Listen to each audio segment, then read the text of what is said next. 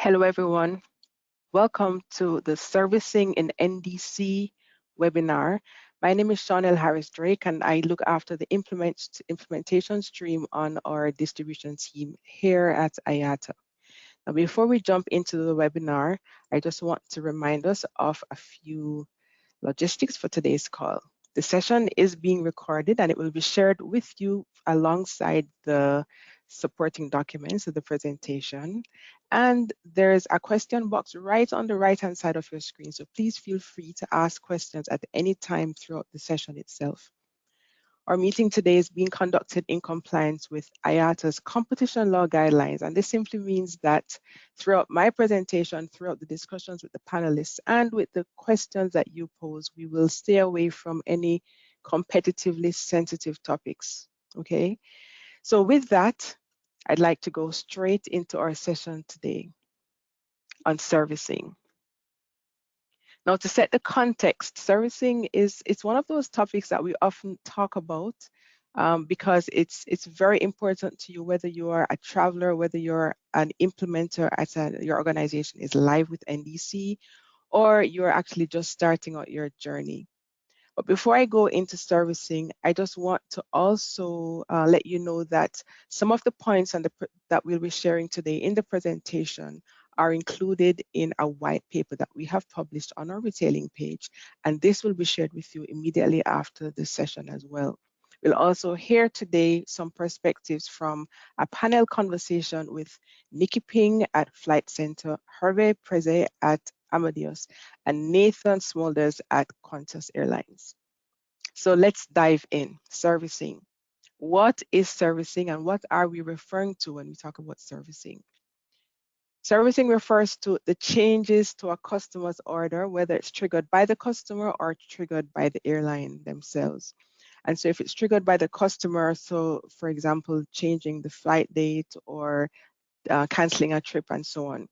On the airline side, if it's triggered by the airline, so for example, a flight delay, a cancellation due to weather and so on. But one of the things we don't often talk about and include is that servicing also includes the ongoing interaction between the airline and the seller until an acceptable solution is found for the customer. And it also includes a seamless processing of, for example, vouchers and other credit facilities for unused services, all the way through to accounting and delivery. And I know that it's very easy for us to get caught up with all the processes and the systems and the technology. But I really wanted to kind of, as a part of setting this context, highlight that there is a customer who needs to feel like the change is actually being managed with their situation in mind, especially in the case of a disruption. So does NDC support servicing? Does NDC support servicing? Straight up, the answer is yes. The NDC standard supports servicing.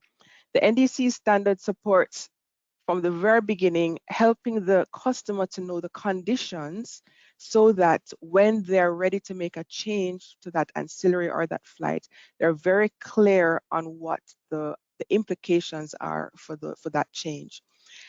The standard supports the proactive notification from an airline to a seller to advise of disruption. So for example, in a weather condition, it also includes having the airline supporting the automatic waiving of the penalties that might ensue in this kind of situation. The standard supports the airline notifying the seller of the changes to the order, whether they're initiated by the airline or triggered by the customer. The standard supports informing the seller for the reasons for a schedule change when it impacts the customer's order. The standard supports providing the seller with instructions for any follow-up actions, including what are the consequences of inaction, or what are the explicit actions that the seller needs to take when that notification comes. From a customer perspective, the customer can cancel an order and ask for the refund. They can also ask to leave the refund amount with the airline for future use as a residual balance. And the standard also supports a customer, the airline rather, sharing with the customer the price differential in the case of needing to make a change. So the standard supports all these things and many, many more things. There are other technical dimensions as well that helps with the interoperability. The standard also includes not just the schema, but the implementation guidance. And so we have flows that determine and dictate what are the ways, the different flows and the way the messages should be used to support the servicing conversation. So the NDC standard supports servicing. Thing is, not all airlines, not all TMCs, not all OTAs, not all GDSs or other aggregators, not all online booking tools support servicing in the implementation. And there's also the dimension of legacy, the fact that most of us are familiar with the fact that in the background we have a PNR, an e-ticket, and an EMD. And so there are some dimensions that impact and constrain the value of what servicing comes out today. Now, if we stand back and we look at the ARM index, the ARM index is especially helpful in highlighting across our industry which servicing capabilities your partners or your potential partners could support using the NDC standard.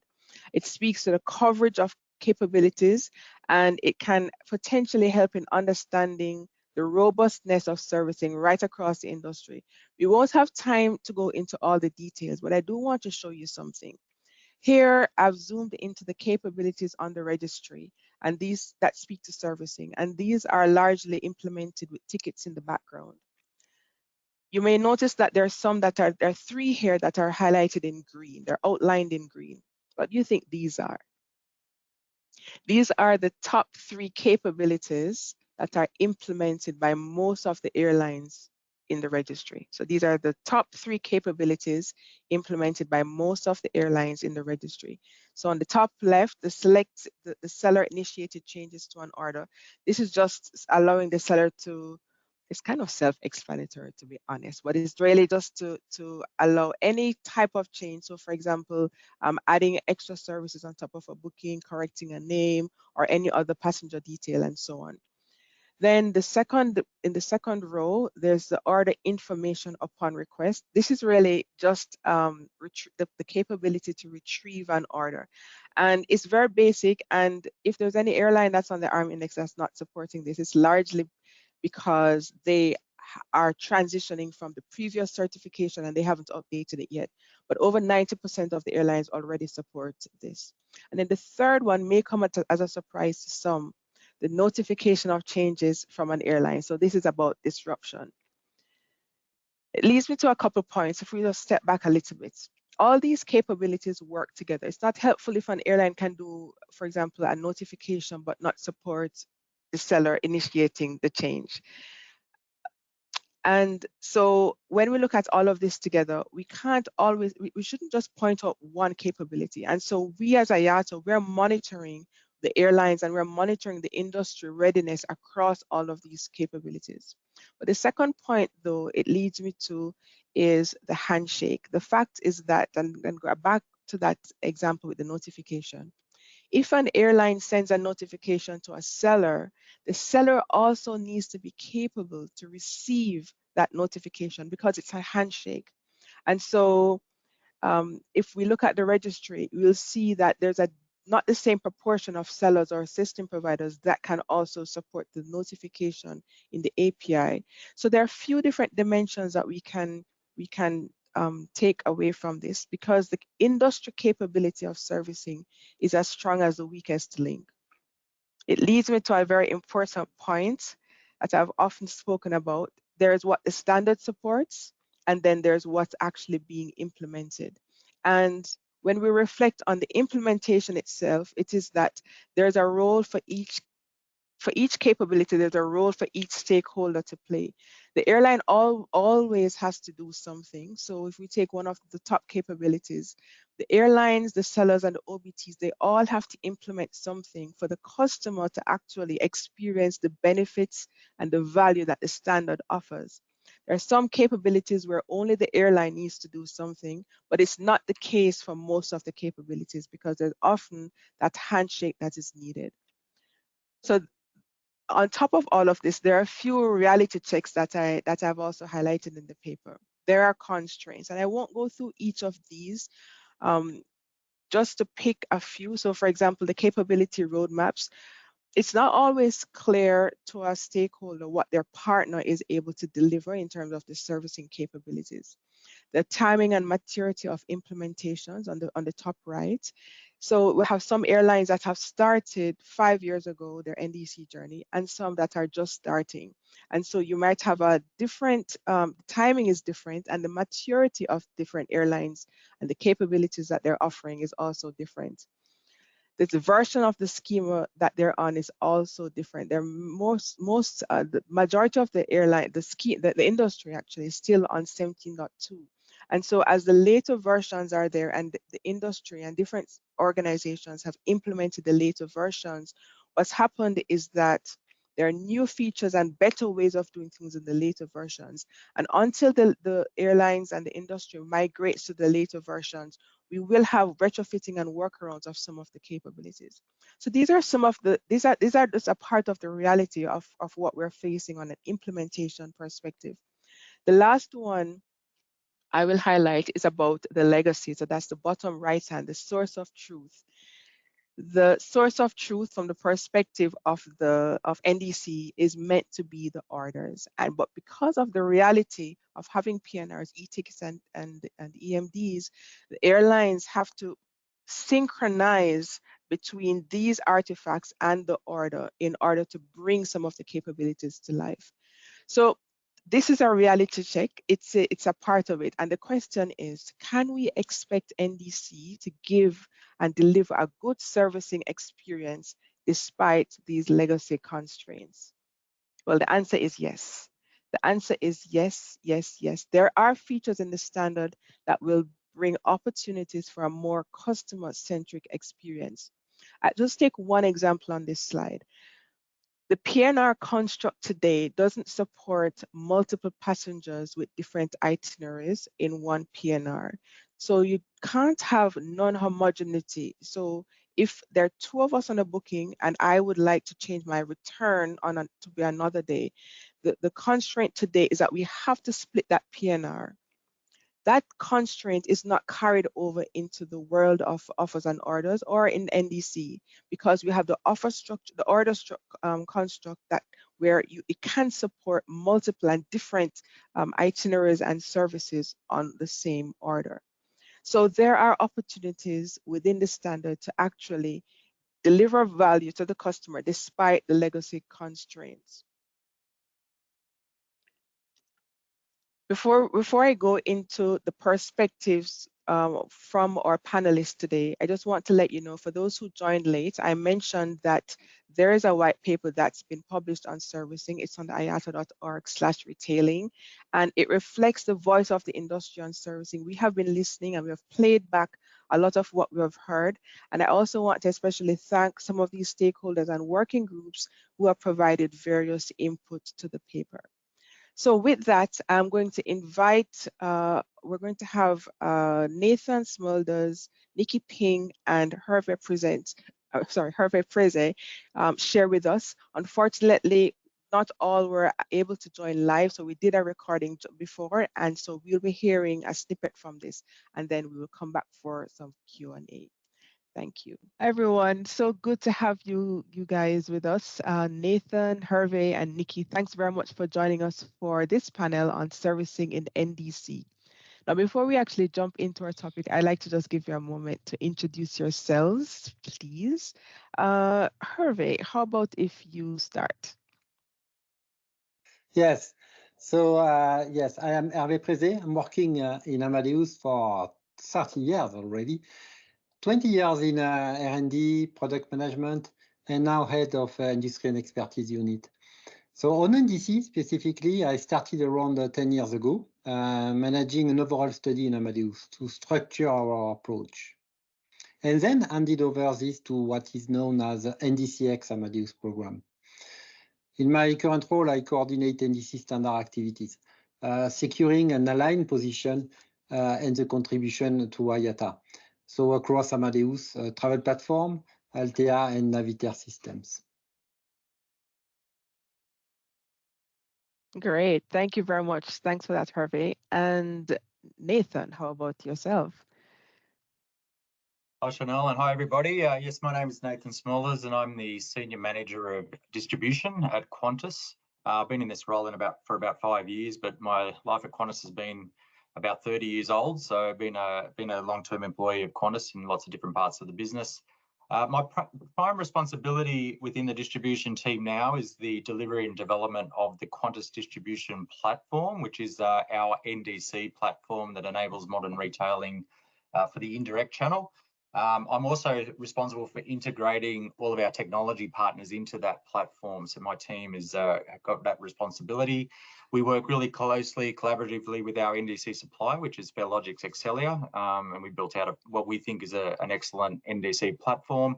We also work really closely with a lot of our technology, or all of our technology partners, and a lot of our agency partners to really enhance that capability.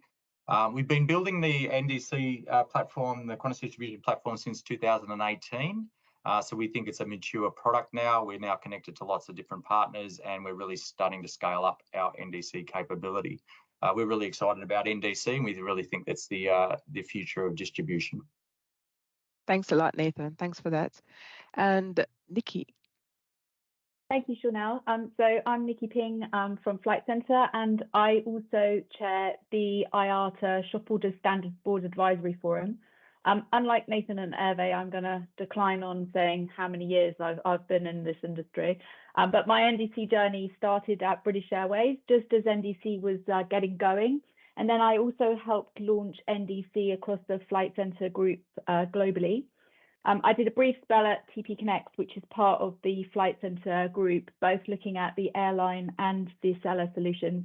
And I've recently moved back to Flight Centre, focusing on the corporate side to really drive solutions. And I think that this is really important for us because for corporate travellers, servicing alongside duty of care and reporting, they're non-negotiable. So travellers don't know at the time of booking whether anything is going to change. So enabling servicing quickly and seamlessly with as much self-serve as possible is key. And I think that we still hear in the industry that some sellers believe that NDC impacts their productivity. So enabling self-serve makes complete sense because then the number of transactions that need to be taken offline can get minimized. Great, thank you. No, thank you very much for that, Nikki. And I don't know if Nathan, Hervé, you want to just bring some dimensions or some perspectives on servicing itself. Maybe Nathan, we could jump back over to you. Yeah, and that was really good insight from Nikki there. I think Qantas, it's good to hear that because Qantas is really laser focused on servicing and bringing servicing capability out into NDC. It has been absolutely our focus since we've implemented it. And it's one of those things that we really talk a lot about when we talk to our customers, particularly our corporate customers, that one of the key advantages of NDC is the ability to enhance the servicing functionality that we've traditionally been able to offer in the indirect channel. We've enabled a whole lot of servicing capability within our platform. Hopefully we get a chance to talk at Summit today.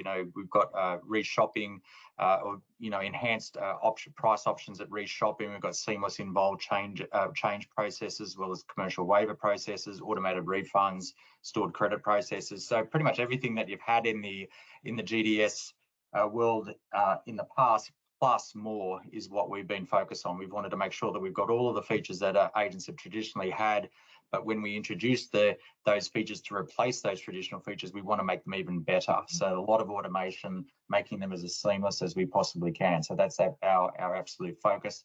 Another thing that Qantas has done probably a little bit differently to some other airlines is that with our technology partners, we ensure that they have a minimum level of servicing capability before they can start making NDC bookings in the live environment. And I think that goes to Nikki's point that we want agents to have self-service capability before going live. We don't really want them to ring us as an airline.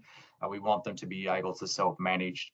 So that's been a real focus of ours up until now.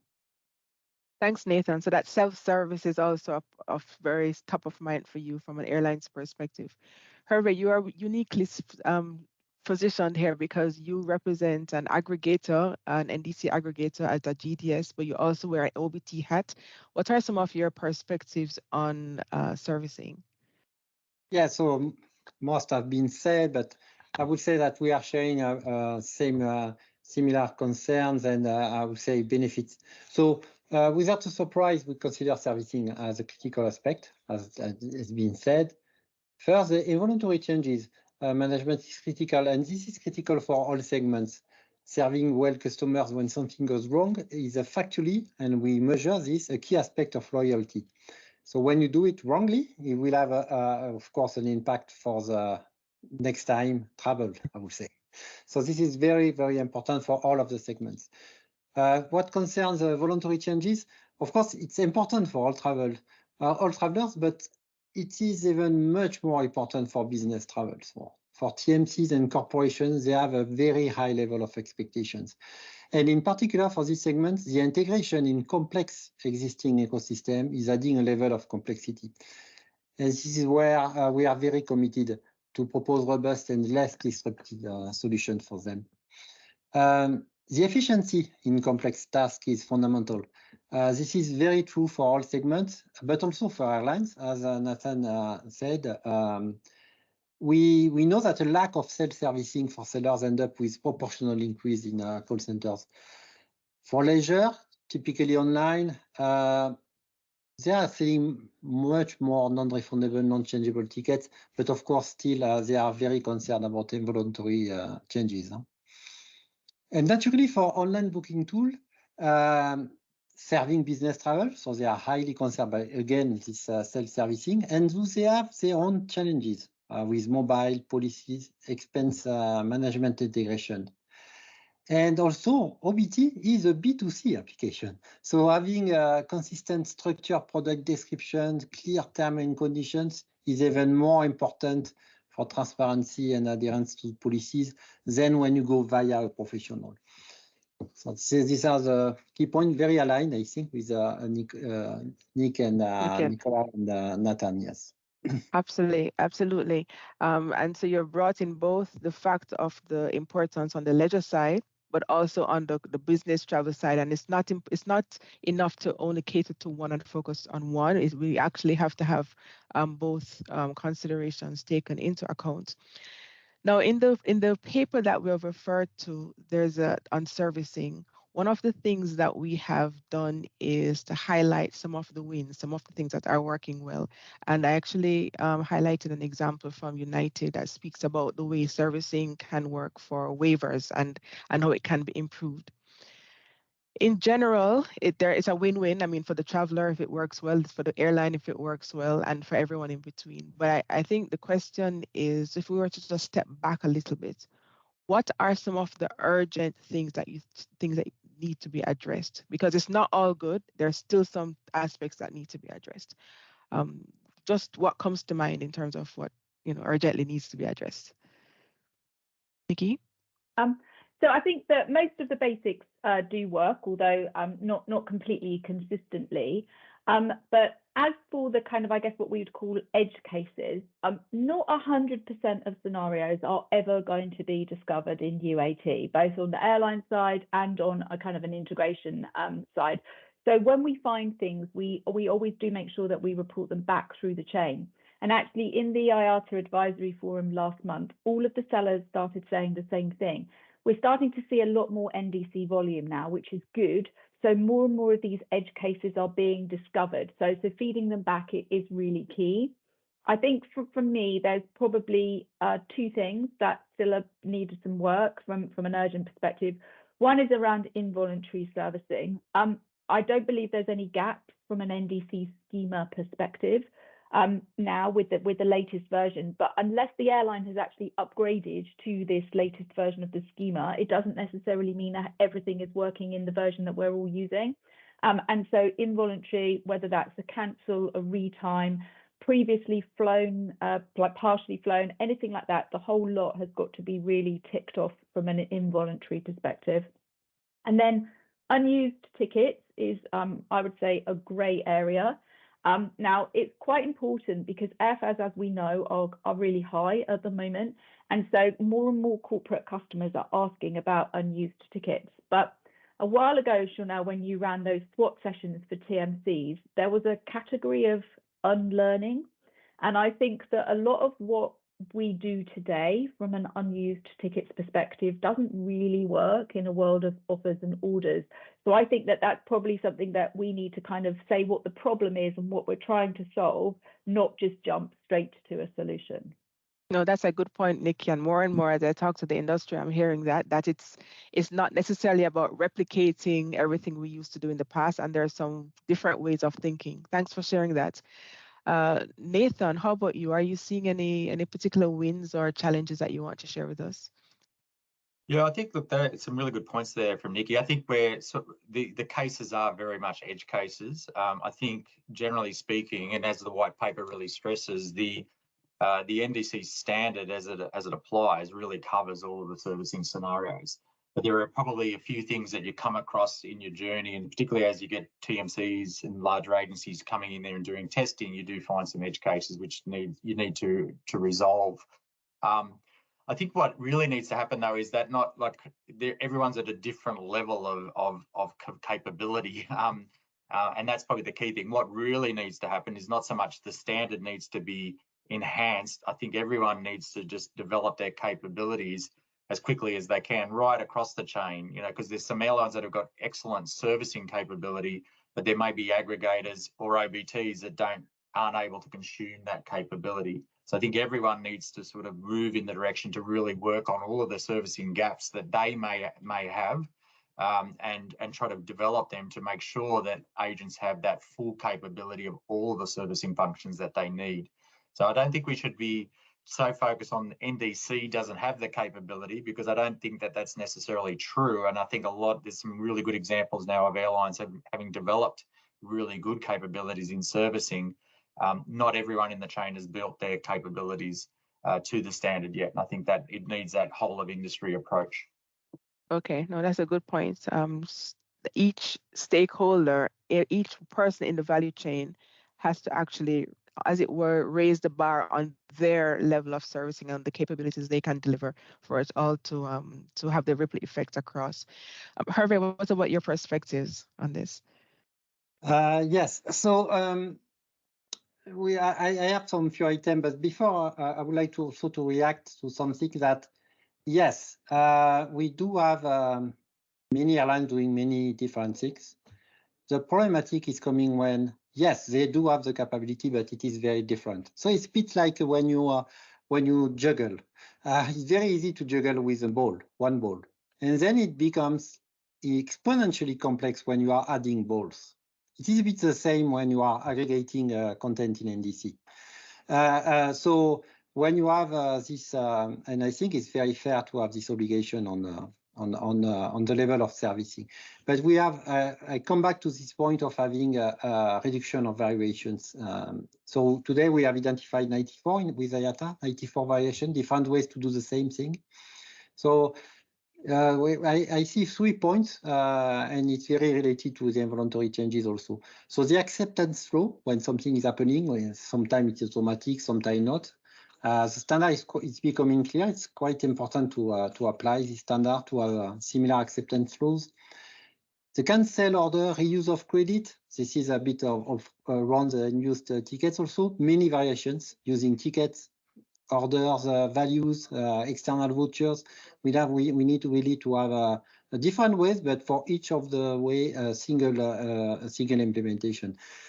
And also the importance of notifications. The order change notification is very important to be aware of what is happening.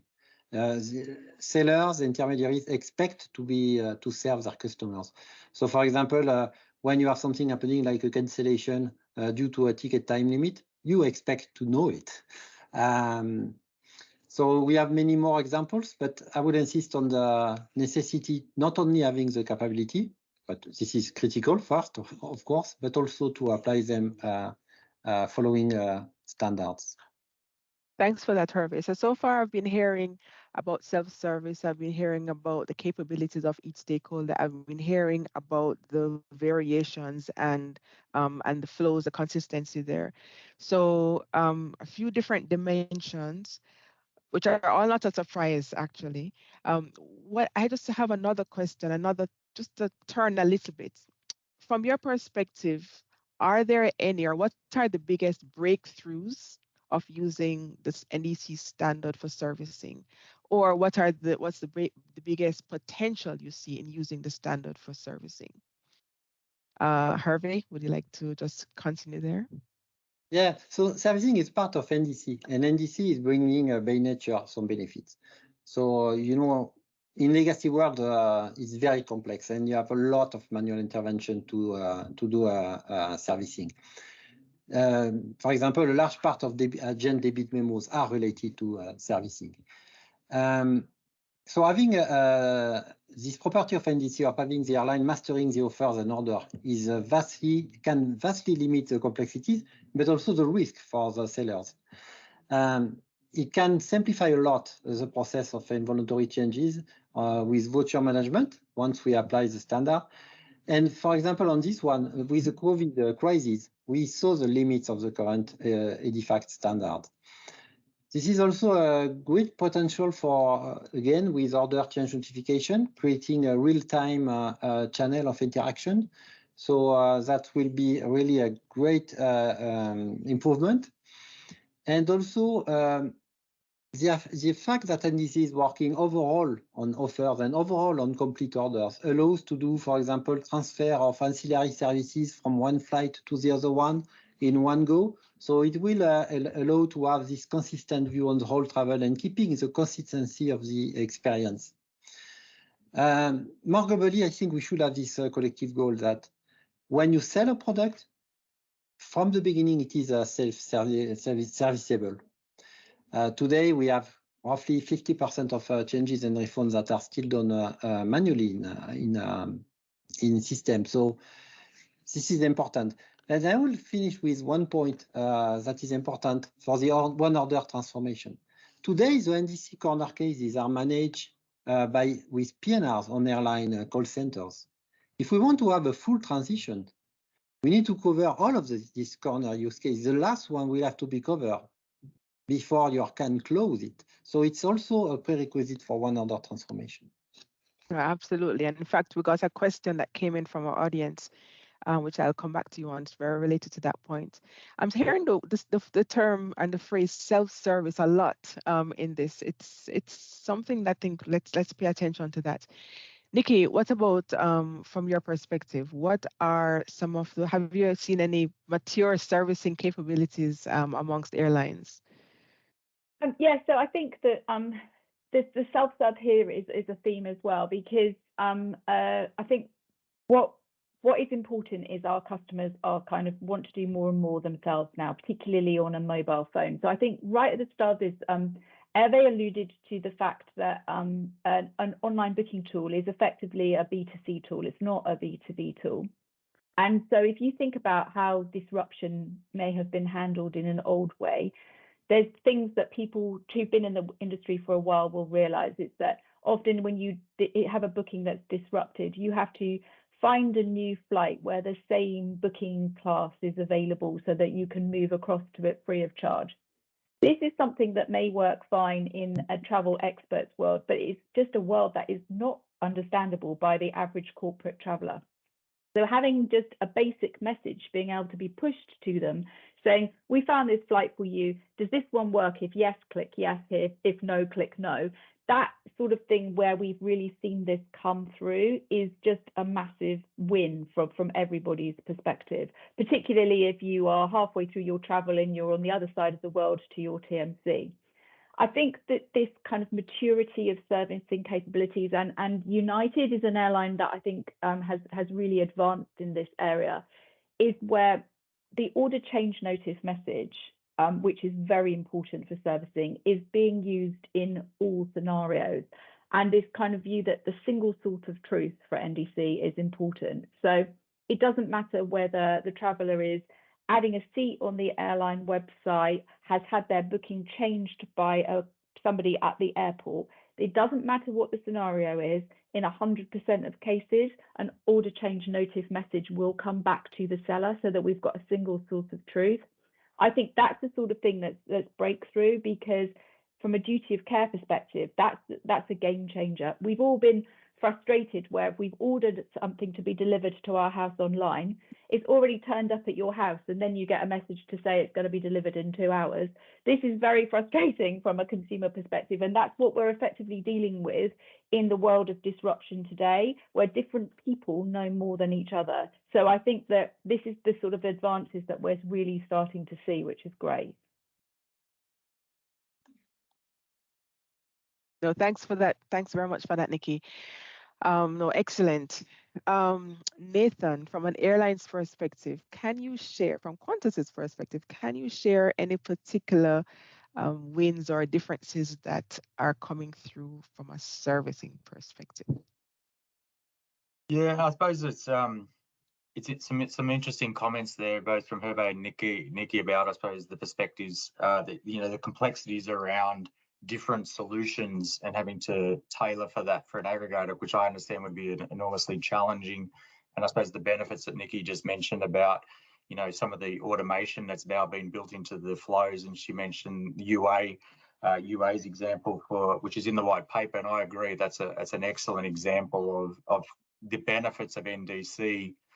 To be able to innovate and bring new types of offers. And I think that's the thing, or new types of solutions. And that's what I think is the big winner for NDC. It allows an airline to innovate and produce new ways to provide both offers and services that have not traditionally been available, to try to get that servicing really, focused in on the customer and what the customer wants, and letting the airline take ownership of that. So I think that's really good. And the UA example is excellent. I think Qantas has a number of similar examples. We've got a commercial waiver policy, which is pretty good. It's not as good as the UA one, because I think the UA ones have really used order change notification effectively. I think they've got a different IT setup, which probably helps that. Order change notifications are a complex part, because you do rely on the PSS to be able to generate information, which can then be distributed to the agents. So again, you're dealing with legacy stuff as well as new NDC stuff to try to generate the right solutions out there, which does add a lot of complexity. But from a Qantas perspective, I look at a number of what we've delivered. Some of the stuff we're doing now with True Order reshops, and providing a whole lot of new types of price offers when a customer wants to do a voluntary change. It's a really big advantage that's never been available in the past. But I think our scheduled change process, our involuntary change flow, is very similar to the UA process, where we essentially provide whenever we do an involuntary change, we automatically reval the ticket. Again, a legacy process we had to deal with. But then all the agent needs to do now is really just tell the customer, this is what the flight that you've been reaccommodated on. If the customer doesn't want that flight, they can then choose alternatives. Those alternatives are automatically priced by the airline. We remove the ADCOL, we remove any change fees. It's a guaranteed price. There's no manual setup that the agency needs to do. A waiver is generated, so they don't have to go to our website. In our new flow, it can automatically just process. So it's so much more streamlined, so much more efficient, and a lot of opportunity to self-serve by the customer, and rely just on TMC and agency to, I suppose, support that process, but really enabling the customer to sort of take control and get that support from the TMC in that process. So yeah, I think that's a really easy example that's quite aligned to what UA have done on commercial policies. Yes. Now, Nikki, when you mentioned the order change notification, it is true. It is really the communication aspect when something goes wrong. Life happens, but when something goes wrong, if the communication is good, it really reduces, it helps, it really does help. And I think that's one of the things we have been encouraging airlines to use the capabilities in the standard, the order change notification, to notify when things go right. But also, if the customer chooses, because it really is a customer-led journey, and if the customer chooses to go to an airline to make a change and update to a phone number or something, that notification process is the same in terms of updating the travel agent who is kind of managing the whole process and the booking for the customer. So it really takes that whole value chain to work together. We mentioned that earlier. Now, just stepping back a bit and looking back on how it is we have to work together. Nikki, you were a part of the SWOT. We had a SWOT team a couple of years ago when we were looking at the overall adoption of TMCs, of NDC by TMCs. So you were part of that process where we had the whole value chain working together. You wanted to speak a little bit about that process, the value, and how much of that is still relevant to actually us solving and working as an industry to raise the bar of servicing. So I think that it is very important, and even, I mean, those SWOT workshops were probably quite a long time ago now, but it's probably become even more important because in the last couple of years, and actually in the last couple of months, there's been a large number of big airlines making NDC announcements, and it's the reason that it's really important for the value chain to work together, because it's very difficult for the corporate customers to kind of know what's what. Because if you look at some of the announcements that come out, it would kind of suggest that everything works. But as Nathan and Hervé kind of point out, which is a very valid point, just because the airline have made something work, it does not mean that the TMC is ready, the online booking tool is ready, and the aggregator is ready, because there's a lot of normalization that has to happen at each of those stages. So really, kind of doing it all together is really important. And last year at the IATA session in Bahrain, Tamur from Lufthansa Group really asked for these individual value chain workshops to progress as part of his sort of coalition of the willing. So if those workshops have happened, I haven't actually seen any of the output shared, but I think that it does become even more important, because as a corporate customer, much as I may have a preferred airline, in a lot of cases, I'm not only going to fly on that airline. I need to be able to think about all the big airlines. And so I really want to know what works. And actually, one of our corporate account managers said to me earlier this week, don't just tell me what works in one market either, because my corporate customers have signed a global deal with their TMC. So I need to be able to tell them what works in every single market. And we won't get that unless all the value chain continues to work together. Absolutely. Hervé, Nathan, any reactions? Yeah, I don't know. Maybe I start. So I will insist a bit the same. The best way to solve the servicing really and improve is collaboration. So we need to have this common objective for the scale. What Nick is saying about scaling across market, across airlines. So we encourage really the IATA members, airlines, strategic partners to come and to help in IATA groups. We are currently doing a big exercise of documentation, making sure everything is clear.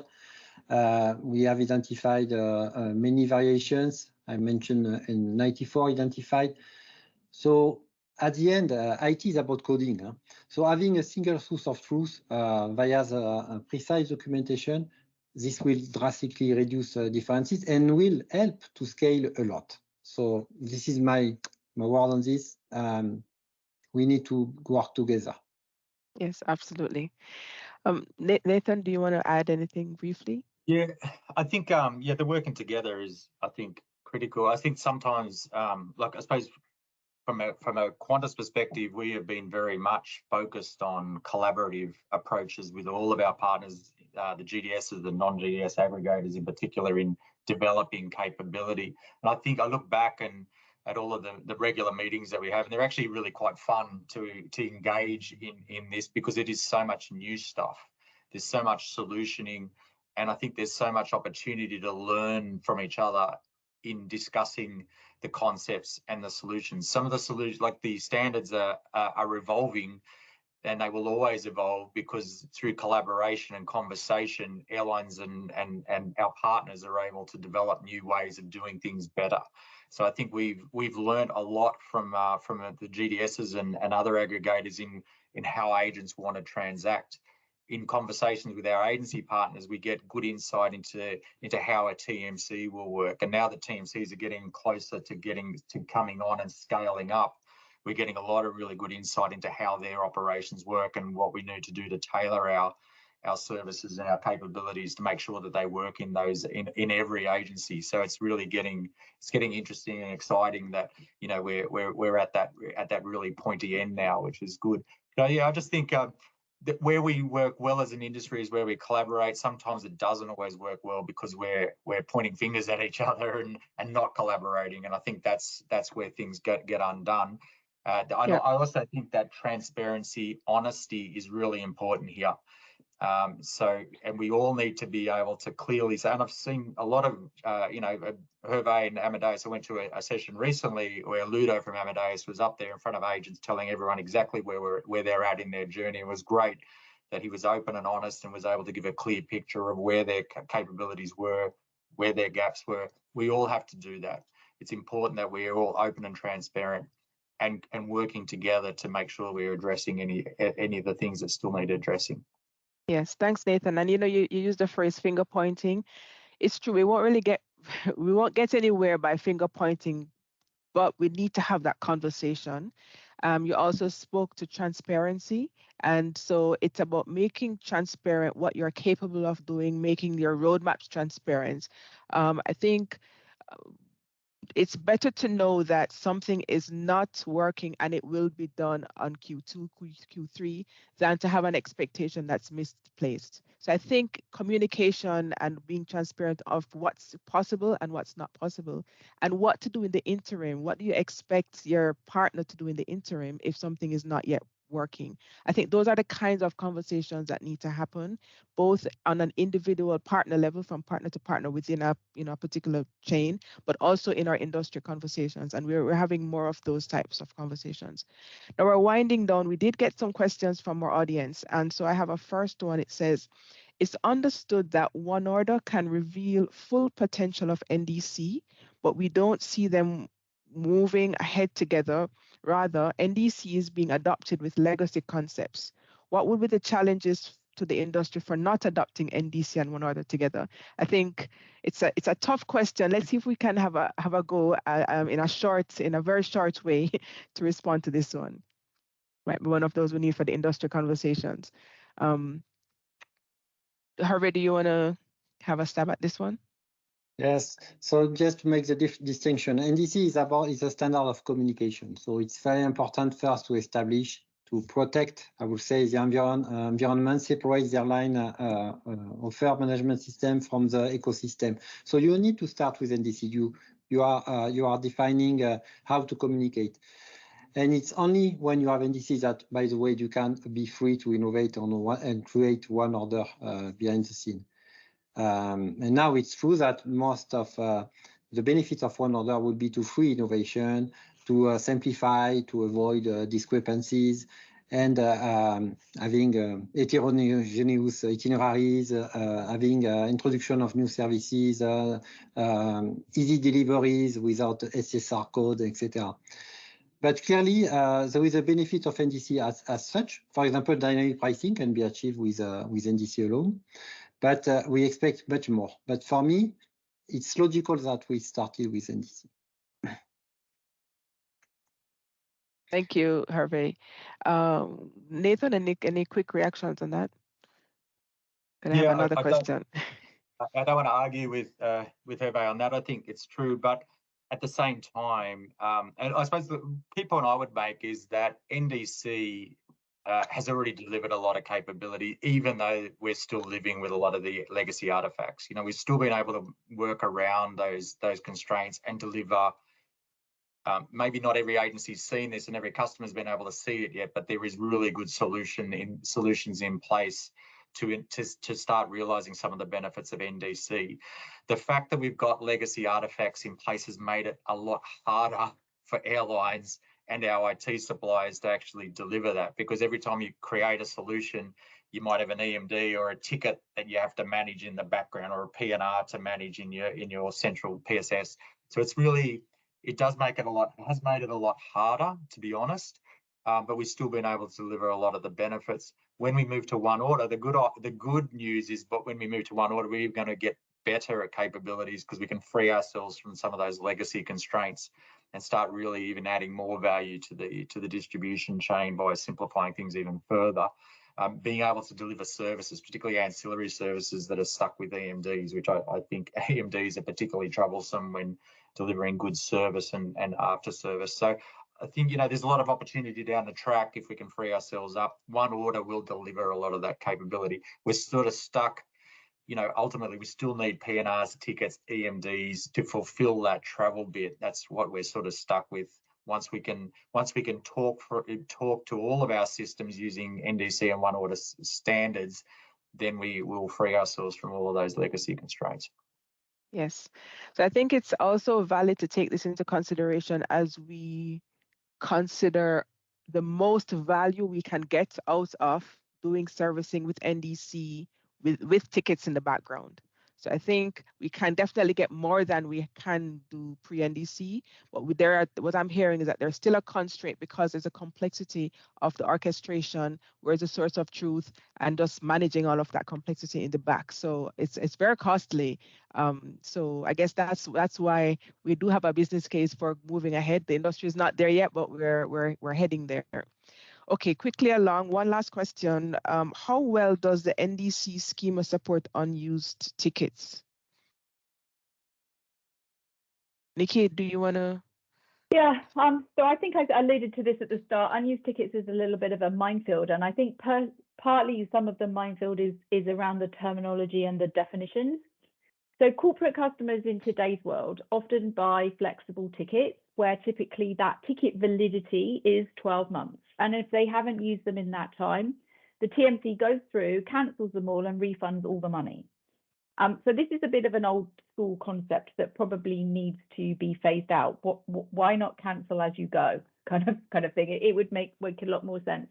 But actually, sometimes when people say unused tickets, what they actually refer to is the concept of using the value of one ticket for a different journey. And so as part of definitely what Nathan's alluded to in this kind of transition, it really is orders rather than tickets. But this is something where there's been two definite ways of doing this in NDC. So some airlines cancel the original order, the credit gets stored against that order ID, and then the value gets used as a new form of payment. So we've got a new booking, but a different form of payment. Other airlines have implemented where we start with the original order, effectively reshop for the new journey, so keep the same order ID and just use a different form of payment. So there's no gap in the schema per se, but we've got two completely different ways that it's been interpreted and implemented. So therefore, automation is hard. And I think this is why people think it doesn't work. But this is also why I'm keen that with 21.3 in the implementation guide, that we give as much value to the workflows that get adopted as the actual messages. And I think that will really help to push things along from that perspective. Absolutely. Absolutely. Thanks for that. I wish we had more time to delve into it a little bit more, but thanks for that response, Nikki. Okay, we're winding down. Let us close. Let's kind of bring this down to a close a bit. We've had a paper, and I know you've all contributed to reviewing the paper, and thank you very much for that as well. What's one highlight from the paper that you would like to leave with your colleagues in the audience who are live on NDC? Hervé, may I ask you to start, then Nikki, then Nathan. Yes, so there is a quote I could take from the white paper. Is airline introducing new products and services in their NDC channel must consider the full end-to-end customer experience. And it's not finger pointing, it's for all of us, but in any way. So this is again about collaboration from the beginning, in fact, to secure consistent implementation that will maximize the adoption. And this is something very important to include from the beginning, the ecosystem considerations, such as integration in mid-back offices. I'm thinking in particularly about reconciliation, for example, in ARC market. We have things like that have to be think from the beginning, because the ecosystem, it's not only us, or we say us, aggregator, whatever. It's also IATA. You still have the BSP and or ARC. So it's very important to think end to end from the beginning. So this is probably something I would quote from the white paper. Thank you very much, Nikki. So I think one of the highlights for me in the white paper is it's page 10, the yellow section, which I'm obviously nobody's going to know what I'm talking about unless you've actually downloaded the white paper. So it's a bit of a trigger for everybody. But basically what it does is it's very easy to understand, and it takes a real life example of how things are working today, how people like things to work, and then how they've actually been solved in NDC. And I think that kind of step through and visualization, which it features in the paper, where it gives a real life example, actually makes things come to life. So I think that's a really good bit of it. And it's really about how, like exactly like Nathan says, we've taken a problem and we've made it so much better as a solution in NDC. Thank you. Thanks, Nikki. Nathan. Yeah, look, I think the paper is excellent, Chanel. I think it's a very fair and accurate reflection of where we're at with servicing. It shows and tells everyone that servicing is there, right? It's the capabilities available. Lots of airlines are doing well. Lots of other technology companies are doing very well. But it sort of shows that as an industry, we need to work together, collaborate, and be transparent to make it all work. I also think the paper does a very good job at selling the use case for moving to one order, because it highlights the fact that we've done this work with legacy constraints, and then moving to that next phase of one order will deliver even more benefits. So I think that's really a great thing within that paper. It actually starts telling the story to the next stage of our journey as an industry, which is what we all need to start thinking about and getting behind as well. Thank you very much. Wow, this has been really rich, a really rich conversation, and the conversation will not stop here. We will continue. We have subsequent deep dives that we need to do. But I want to just take the time right now. Nikki, Nathan, Hervé, thank you very much for your time. And we will continue the discussions because they do need to continue. Thank you. Chanel. Thank you. Chanel. Thanks, everyone. Okay, thank you very much to our panelists. Let's have two quick questions before we wrap up. So we have Nathan and Hervé that are still here with us, I believe. So I'm going to just direct that to them now. First one is, how can we transform mindsets from that doesn't work in NDC to that works differently but better in NDC? Nathan, do you want to have a go at that one? Well, I think the mindset is a bit of a challenge, but I think I'd like to say that the mindset has been changing very significantly over the last few years as people starting to get more experience with NDC capabilities.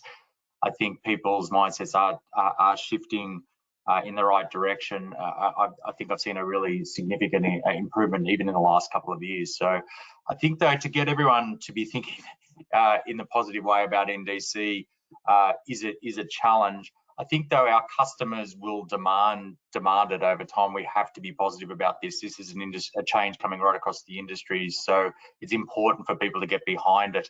And I think once people do understand NDC, because it is a complex subject, once people get a good understanding of it, they do tend to get a bit more positive. So as an industry, I suppose it's our job to communicate this effectively and consistently to make sure that people have a really good awareness of what we're talking about and can see the benefits themselves.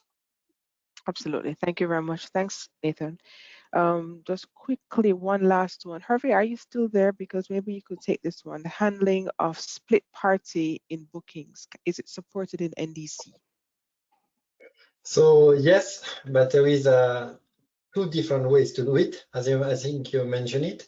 So one is to still keeping the same order and having a heterogeneous situation, and one other is really to create a new order, to separate the orders.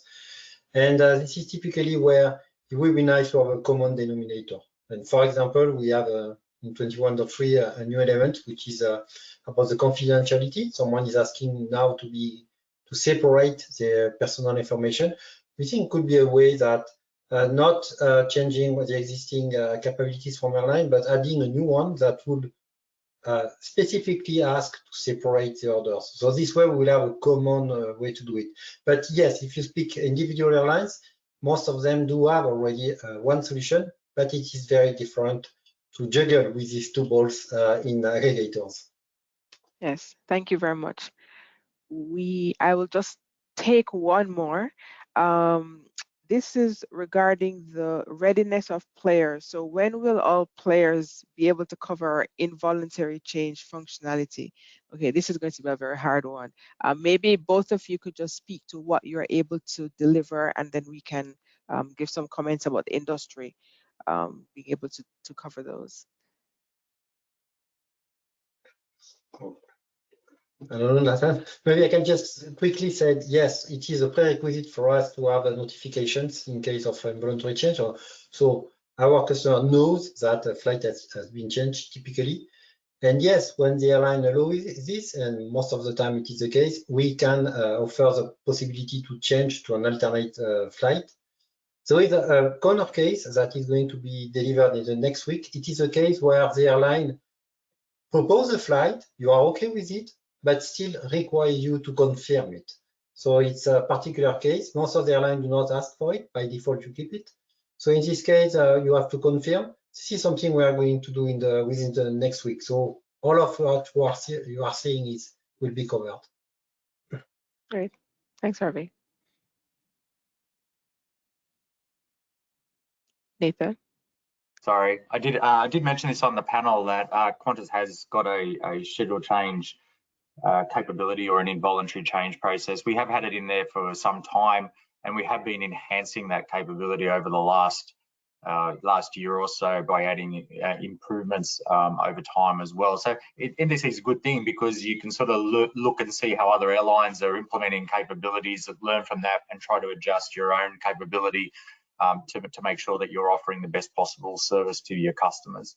But yeah, I think this is one area that I think a lot of airlines have been investing in over the last year. We should see some pretty good take up across the industry as more and more airlines develop the sort of capabilities that are now available in NDC more broadly. And hopefully we can start seeing some of those capabilities flow through to our TMCs. Yes. Okay, great. That's all. We do have a couple more, but we're out of time. And so at this time, I just want to thank you so much. And thank you everyone for joining us. We do have on the screen, you will see there are some additional webinars. There's one tomorrow, and there's a few more webinars. The webinar replay is going to be available in the same place that you registered for this webinar. And then finally, the paper is available for download from iata.org/retailing-webinars. And we will share that with you directly over email as well.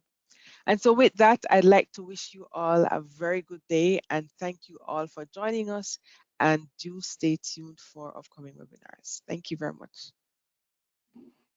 Thanks, Fabien. Yeah.